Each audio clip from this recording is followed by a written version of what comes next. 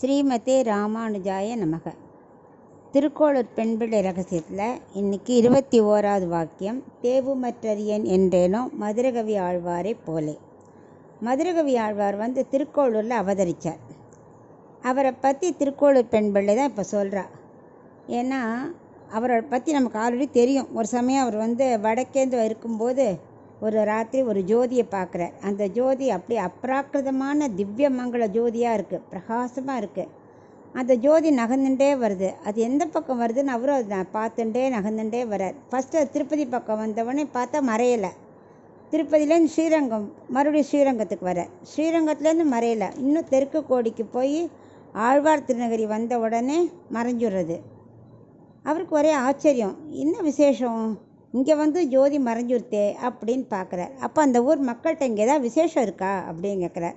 அப்போ சொல்கிறேன், இங்கே என்ன விசேஷம், ஒன்றுமே இல்லை. ஒரே ஒருத்தர் புளிய மரத்தடியில் 16 வருஷமாக யோக நிலையில் ஒத்தட்டி பேசாமல் திருமேனி மட்டும் வளர்ந்துட்டு அப்படியே உட்காந்துட்டுருக்கார். அவள் அம்மா அலங்காரம் பண்ணி விடுவா, பகுலாபரணம்னு சொல்லுவா, திருப்புளி ஆழ்வார் நாங்கள்லாம் சொல்லுவோம். அப்படியே உட்காந்துட்டுருப்பாரே தவிர அந்த திருப்புளி இருக்க அந்த மரம் அது உறங்காப்புளி. ஏன்னா அது தூங்கவே தூங்காது. மற்ற மரம் மாதிரி ராத்திரி இலையெல்லாம் மூடவே மூடாது. ஏன்னா ஞான நிலையில் இவர் உட்காந்துருக்காரு நம்மாழ்வார், ஞான முத்திரையோட. இப்படி அவர் 16 வருஷம் ஆச்சு, அவர் கண் திறந்தே பார்க்கல அப்படிங்கிறார். அப்படியான்னு சொல்லிட்டு இவர் என்ன பண்ணுறார், ஒரு கல் எடுத்து தம்முன்னு தண்ணியில் போடுறார். சத்தம் கட்டி அவர் கண் விழிச்சு பார்க்குறார். கண் அவ்வளவு பிரகாசமாக அவ்வளோ ஜோதிர்மயமாக இருக்குது. அந்த குருவோட கடாட்சம் பட்ட உடனே மதுரகவி ஆழ்வாருக்கு ரொம்ப சந்தோஷம், மேனியே சிலிர்த்து போச்சு. முதல் கேள்வி கேட்குறார், செத்தத்தின் வயிற்றில் சிறியது பிறந்தால் எத்தை தின்று எங்கே கிடக்கும்னு கேட்குறார். அது நமக்கு அர்த்தம் தெரியாது முதல்ல. அதுக்கு ஆழ்வார் புரிஞ்சுட்டு வாய் திறந்து முதல்ல ஆஃப்டர் 16 வருஷம் இப்போ தான் வாய் திறக்கார். அத்தை தின்று அங்கே கிடக்கும் அப்படிங்கிறார். அது செத்ததுங்கிறது இது அச்சேதனமான இந்த உடல் சொல்கிறார். இந்த உடலுக்குள்ளே ஆத்மா இருக்குல்ல, அது ரொம்ப சிறியது. அது அங்கேயே உட்காந்துட்டு நம்ம என்ன பண்ணுறோமோ அதுக்கேற்ற மாதிரி மாறிவிடும். நாளைக்கு வேறு ஆத்மா வேறு உடலுக்கு போச்சுன்னா அதுக்கேற்ற மாதிரி இருக்கும். அந்த மாதிரி அது அங்கங்கே அப்படியே இருக்கும். ஆத்மா உடலை விட்டு வெளியில் வந்த பிறகுதான் அதுக்கு பரமாத்மாவோட சொரூபம் கிடைக்கும், சம்பந்தம் கிடைக்கும்போது தான் அது ஞானம் ஒளி பெறும். அது வரைக்கும் செத்தத்தின் வயிற்றில் அப்படியே உட்காந்துட்டுருக்கும். எந்த உருவத்தை எடுக்கிறதோ அதோட கேற்ற மாதிரி சுபாவத்தோடையே இருக்கும் அப்படிங்கிறார். இதை சொன்ன உடனே மதுரகவி ஆழ்வாருக்கு அப்படியே புலகாங்கிதான். அப்படியே அவர் காலில் விழுந்து சேவிக்கிறார். இத்தனைக்கும் மதுரகவி ஆழ்வார் வயசானவர், நம்மாழ்வார் ஒன்லி 16 வயசு.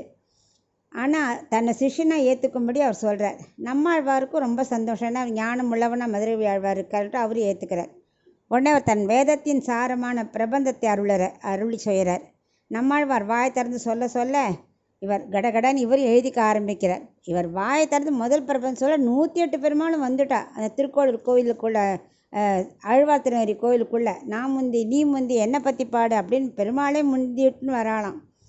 உடனே இவரே சொல்கிறார், மதுரகவி ஆழ்வார் அவர் சிபாரிசு பண்ணுறார், எல்லோரும் வரிசையாக நெல்லுங்கோ அப்படின்னு அவர் வருஷப்படுத்துகிறார். ஏன்னா குருவோட கடாட்சம் கிடச்சுன்னா சிஷ்யர் சொன்னால் பகவானே கேட்பாராம். அந்த அளவுக்கு பகவான் எல்லாரும் மதுரகவி ஆழ்வார் சொன்ன உடனே கேட்டு விட்றா.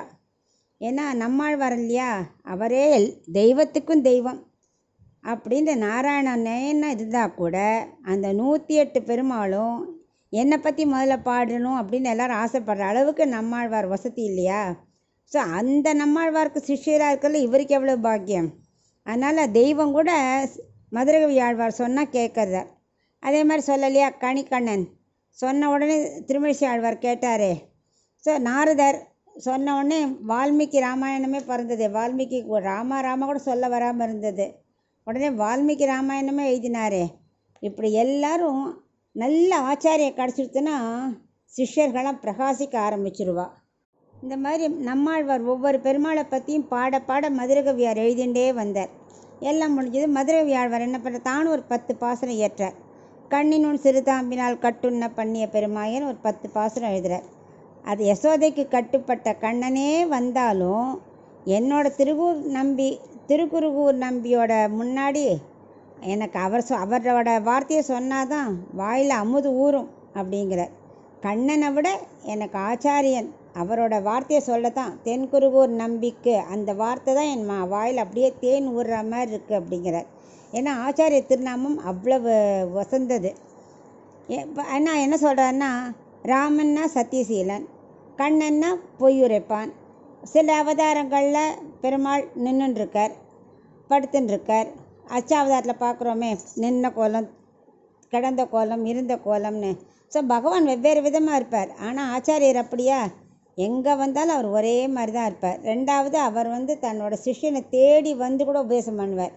நம்ம பெருமாள்கிட்ட போய் நின்னா கூட நமக்கு அவ்வளோ தூரம் அவர்கிட்டேருந்து பதில் கிடைக்காது. ஆனால் ஆச்சாரியர்கள் அப்படி இல்லை. நம்மளை தேடி வந்து நமக்கு உபதேசம் பண்ணி நம்மளை உயர்த்தக்கூடிய தன்மை உயர்ந்தவர் ஆச்சாரியர்.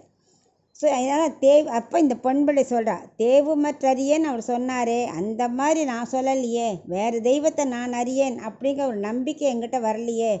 ஆச்சாரியத்தில் எப்படி சரணாகதி அடைஞ்சார் அவர், அந்த எண்ணம் எனக்கு வரலையே அப்படின்னு திருக்கோளூர் பெண்பிள்ளை சொல்கிறா. நம்ம திருக்கோளூர் பெண்பிள்ளை ஒவ்வொரு வாக்கியத்தையும் அப்படியே நினச்சி பார்த்து அவள் பலவிதமான பக்தி பிரவாகம் ஒவ்வொன்றிலையும் ஒன்று சொல்லியிருக்காள். நம்ம எந்த பக்தியிலையும் நம்ம ஒரு லெவலில் வந்திருக்கோமா அப்படின்னு நம்மளை நாமளே கேட்டு பார்த்துக்கணும். கொஞ்சமான பக்தி வந்திருக்கா, கோயில் போகிறதுனாலையோ ஸ்லோகம் சொல்கிறதுனாலையோ இல்லை, உண்மையிலேயே உள்ளார்த்தமாக நமக்கு ஒரு பக்தி பிறந்திருக்கா அப்படின்னு, நமக்கு ஒரு குரு பக்தி இருக்கா அப்படின்னு நம்மளே சோதிச்சு பார்க்கணும்.